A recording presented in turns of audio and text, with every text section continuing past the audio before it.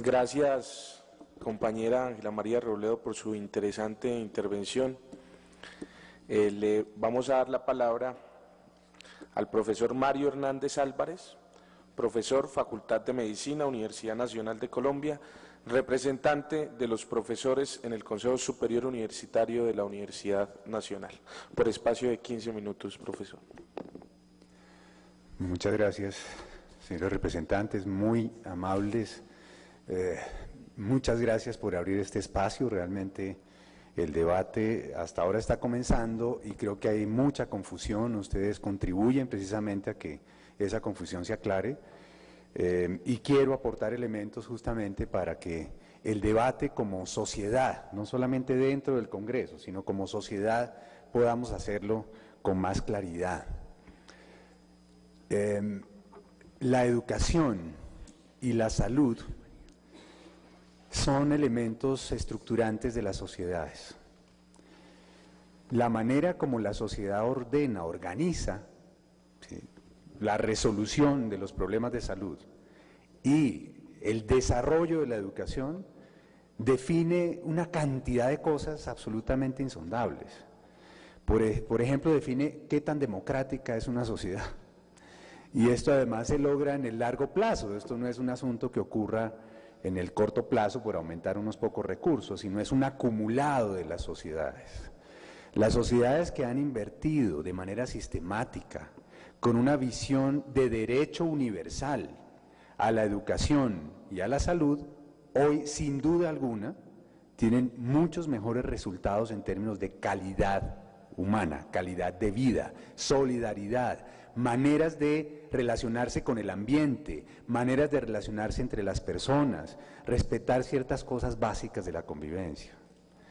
Luego, salud y educación son estructurantes de sociedades modernas. Y ese proyecto, digamos, viene dándose en la modernidad, sobre todo desde el siglo XIX, y en el siglo XX, digamos, ese proyecto se trató de plasmar, por lo menos, en una visión muy amplia de los derechos humanos.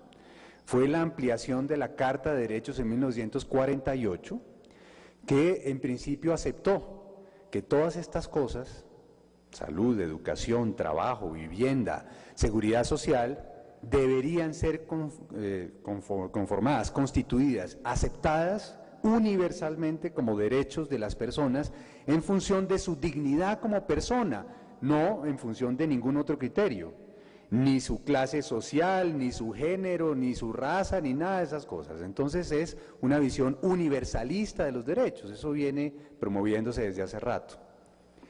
El problema es que nuestras sociedades latinoamericanas, que habitualmente han sido dependientes de formas de distribución del poder y de la riqueza en el mundo entero, ¿cierto?, tanto capitalista como socialista, pues nunca hemos visto eso realizado, nunca. Nuestra historia republicana nunca ha tenido la vivencia de derechos universales de ciudadanía, es decir, que por el hecho de ser ciudadano yo tenga salud, un acceso a los servicios de salud sin tener que demostrar cuánto voy a pagar, o un acceso a los servicios de educación, a todos los niveles de educación sin demostrar capacidad de pago.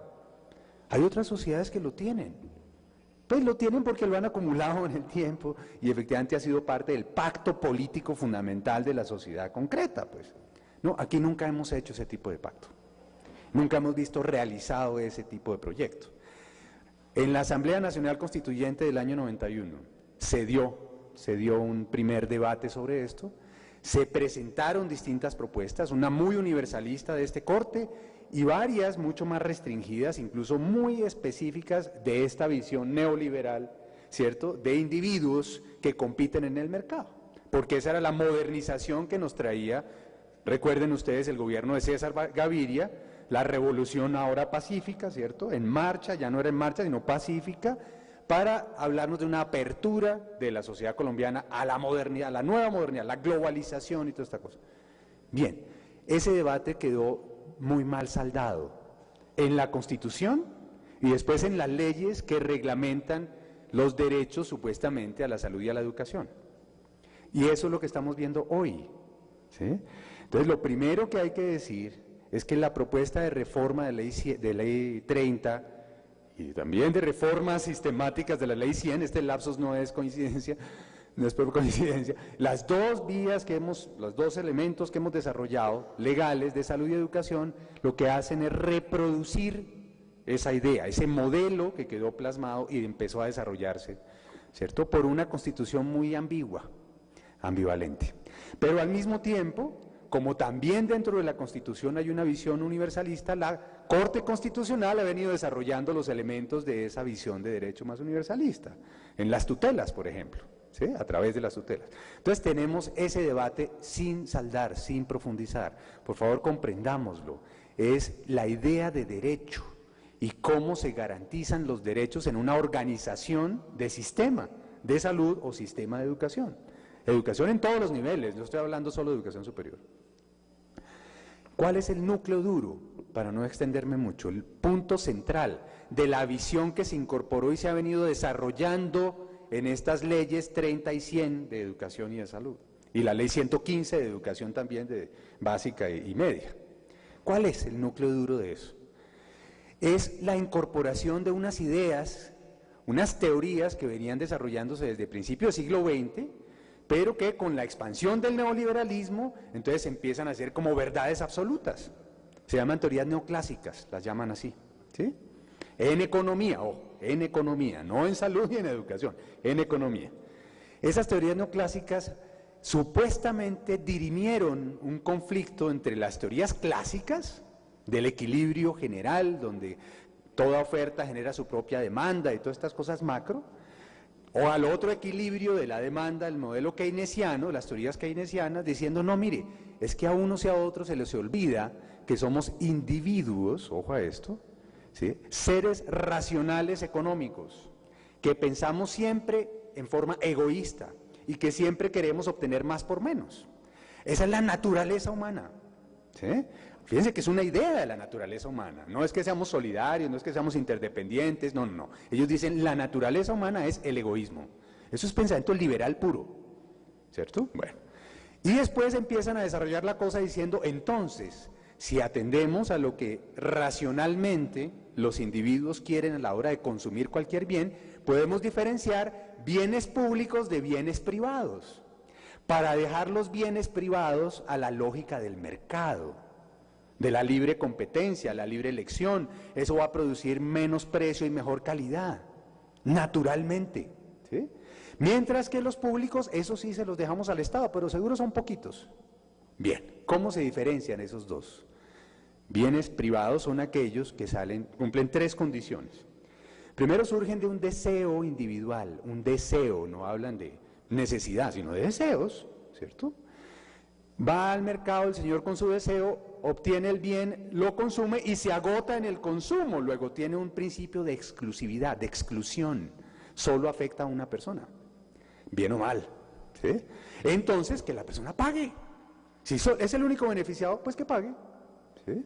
Mientras que en el otro extremo estarían bienes que tienen altas externalidades, lo llaman. Por ejemplo, una epidemia es un mal para muchos, ¿cierto? O un desastre natural que tumbó 20 casas, pues afectó a muchos, ¿cierto? Entonces los bienes públicos serían estrictamente aquellos que van a resolver cosas con altas externalidades positivas o negativas, que no se agotan en el consumo individual y que efectivamente nadie está dispuesto a pagar por ellos. Esa diferenciación empezó a incorporarse en todas partes. En salud se dijo, la atención de enfermos es un problema privado, entonces que pague, es el único que se beneficia. El tipo va solito al médico, se hace la cirugía, tal, se mejora, entonces que pague. En educación, y más en educación superior que en cualquiera, la cuenta la hacen todo el tiempo. Usted mire, antes no sabía nada, se consume unos conocimientos, habilidades, competencias, después va al mercado, y entonces obtiene un salario, y entre más competencias, pues más alto el salario, pues pague, de acuerdo a esas competencias que usted ya consumió y ahora está ejecutando. Entonces el mejor modelo para garantizar eso es el crédito, justamente, esa es la sustentación de lo que acaba de decir el parlamentario, nuestro representante, Wilson Arias. Es decir, capital humano no es solamente el tema, sino cómo se entienden bienes y cómo se aceptan los derechos Entonces ahí bajaron de la calidad de derecho ciudadano todas las cosas, salud, educación, pensiones, vivienda, todo. Son simplemente bienes y servicios que el mercado va produciendo. Ahora, como la educación es tan cara, entonces el crédito aparece y tal la cosa, y tiene que retribuir, quien obtuvo el beneficio, retribuir ese beneficio. Ahora, entonces, ¿cuál es el papel del Estado? No, el Estado, pues bueno, tiene que vigilar que la calidad de los productos, ¿sí?, de esas salchichas que van saliendo, pues entonces sea más o menos buena para quien la va a consumir, que es el mercado de trabajo. Entonces ahí vienen los Saber Pro, ¿sí?, que las instituciones que producen esas salchichas pues tengan un sello de calidad, acreditación, ¿sí? Entonces vigila esa cosa. Y bueno, como es que hay pobres, como resulta que hay pobres, entonces el mejor modelo en esa lógica es que el Estado pase todos sus pocos recursos, que deben ser pocos, a subsidio a la demanda. Es el mecanismo típico, lógico de este pensamiento. ¿Subsidio a la demanda es qué? Pues hombre, detecte a los pobres, los que por sí solos no pueden entrar al mercado, y denles un subsidio para entrar al mercado. Eso se llama crédito subsidiado, ¿sí?, beca crédito, como lo quieran llamar, pero tienen que demostrar ser pobres. Es decir, Sisbén 1 y 2. El Sisbén no es más que una encuesta, muchachos, no confundan Sisbén con régimen subsidiado. Sisbén es una encuesta, la encuesta que hacen las familias para ver quién obtiene el título de pobre. Yo soy pobre porque soy Sisbén 1 y 2, aquí está su carnet de pobre. Y así entonces, pues estamos haciendo eso, una lógica de derechos de propiedad, patrimoniales, no derechos ciudadanos, ¿cierto?, que desarrollan esta visión solidaria de que todos los ciudadanos tenemos derechos. No, hay que demostrar ser pobre. Y el resto, pues de acuerdo a su capacidad de pago. Y entonces entra al mercado de acuerdo a lo que puede pagar. Si le alcanza para un crédito grande y entrar a los Andes y toda la cosa, pues usted bien. Si puede pagarlo de bolsillo, pues mejor, vaya a los Andes. Si no, pues si es un pobre hijo de obrero, pues hombre, que pida un crédito en el ICETEX, no le va a alcanzar, sí, pero a un pedacito, una matrícula de 2 millones, y eso da como media cosa, ¿no? Y si es pobre, le prestan 1 millón, entonces se va para un cuchitril, una universidad de garaje, que le da cualquier cosa. Pero bueno, al fin y al cabo está estudiando, ¿no? Y al fin va a entrar al mercado laboral. Fíjense, todo eso está estructurado desde la Ley 30 de 1992. Solo que la reforma, y hay que entender muy bien eso, y por favor parlamentarios estudien bien la cosa, porque usted se preguntaba, ¿por qué será que insisten tanto en las reformas y con la Ley 30 podrían trabajar? Porque necesitan transformar profunda y estructuralmente el modelo de financiamiento. ¿Y cómo lo van a hacer? Esa financiación que llaman a la oferta, que son los presupuestos de las universidades, lo quieren transformar de manera progresiva y ojalá muy rápida a cupos. Yo le pago por cupos, señora universidad. Eso es lo mismo que pagar UPCs para salud, unidad de pago por capitación. Entonces, ¿qué produce eso? Que las universidades cada vez más se comportan como empresas, que ajustan sus costos a lo que le paguen.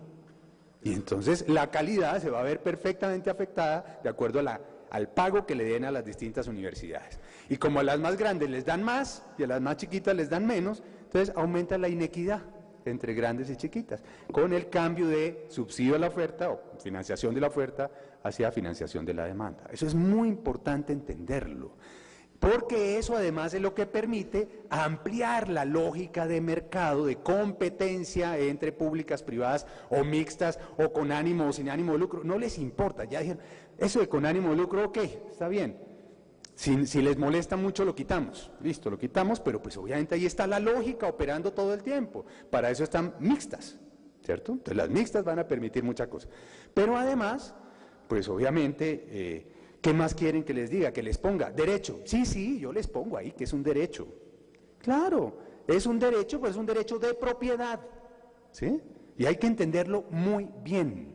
No podemos decir simplemente mercancía de derecho. No, es que aquí hay una lógica de organización, de concepción de los derechos ligados a la propiedad de las personas.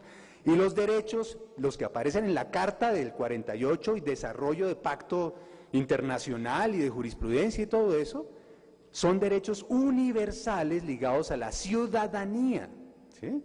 Y eso implica un esfuerzo mucho más amplio del Estado, con financiación pública, sin ninguna barrera en el acceso, ¿sí? Ojo a esto, y garantía de sostenibilidad en el tiempo, de acuerdo con la población que necesita estudiar. Eso se puede hacer, muchachos. Y estoy seguro, haciendo las cuentas, ahorita lo hablábamos con Jairo, el cálculo va en que con 3 puntos del PIB, ojo, solo 3% del PIB, podríamos perfectamente garantizar la incorporación, pero ojo, dada a universidades e instituciones públicas que no están vendiendo cosas, sino haciendo eso, educando bien a la gente. Se puede hacer efectivamente una cobertura universal, por lo menos de la población que está en edad de educación superior. Se puede hacer. Y eso tendería a bajar porque obviamente la transformación demográfica va produciendo que cada vez es menos esa burbuja poblacional. Bueno, se puede hacer. El problema es de voluntad política y de concepción. Y tienes toda la razón, Ángela María. El punto clave está ahí. Es una visión de sociedad. La visión de sociedad que tiene este modelo es la de los individuos que compiten entre ellos, productividad individual, emprendimiento individual, unos tipos que es, bueno, gana el más fuerte, el más inteligente, competencia pura. Es una visión de la sociedad, ¿cierto? Que obviamente, ¿quién va a salir de la guerra con esa visión? Al contrario, eso lo que hace es profundizar la guerra. Pero además, ¿quién va a salir de la pobreza con esa visión? Si tengo que demostrar ser pobre y me dan gracias a que soy pobre, pues yo voy a seguir siendo pobre toda la vida. ¿Sí? Es decir, es una visión de sociedad terriblemente perversa. Entonces, este debate llega hasta ese punto. La mejor forma de organizar salud y educación es de manera universalista, con recursos públicos, sin demostración de capacidad de pago y obviamente para todo el mundo, de acuerdo a su necesidad, no de acuerdo a su deseo. Esa es la gran diferencia. Y por eso en el sector profesoral, en el sector estudiantil, es un movimiento universitario, no es solamente estudiantil, estamos obviamente vinculados. Vamos a presentar iniciativas, ¿cierto?, de, ojo, ley estatutaria que garantice el derecho a la salud y el derecho a la educación.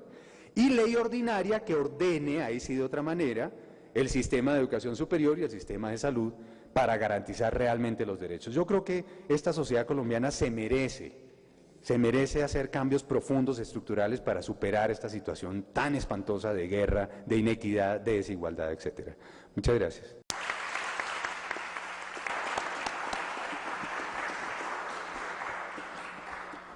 Gracias, compañera Ángela María Robledo, por su interesante intervención. Le vamos a dar la palabra al profesor Mario Hernández Álvarez, profesor, Facultad de Medicina, Universidad Nacional de Colombia, representante de los profesores en el Consejo Superior Universitario de la Universidad Nacional. Por espacio de 15 minutos, profesor. Ocurra en el corto plazo por aumentar unos pocos recursos, sino es un acumulado de las sociedades.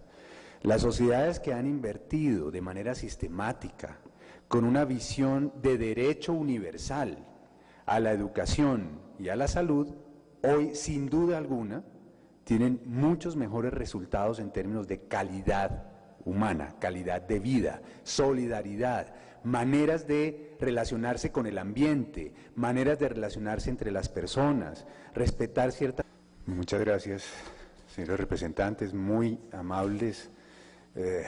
Muchas gracias por abrir este espacio. Realmente el debate hasta ahora está comenzando y creo que hay mucha confusión. Ustedes contribuyen precisamente a que esa confusión se aclare y quiero aportar elementos justamente para que el debate como sociedad, no solamente dentro del Congreso, sino como sociedad, podamos hacerlo con más claridad.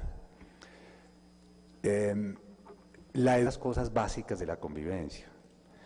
Luego, salud y educación son estructurantes de sociedades modernas. Y ese proyecto, digamos, viene dándose en la modernidad, sobre todo desde el siglo XIX, y en el siglo XX, digamos, ese proyecto se trató de plasmar, por lo menos, en una visión muy amplia de los derechos humanos. Fue la ampliación de la Carta de Derechos en 1940. Educación y la salud son elementos estructurantes de las sociedades. La manera como la sociedad organiza, ¿sí?, la resolución de los problemas de salud y el desarrollo de la educación define una cantidad de cosas absolutamente insondables. Por ejemplo, define qué tan democrática es una sociedad. Y esto además se logra en el largo plazo, esto no es un asunto que ocurre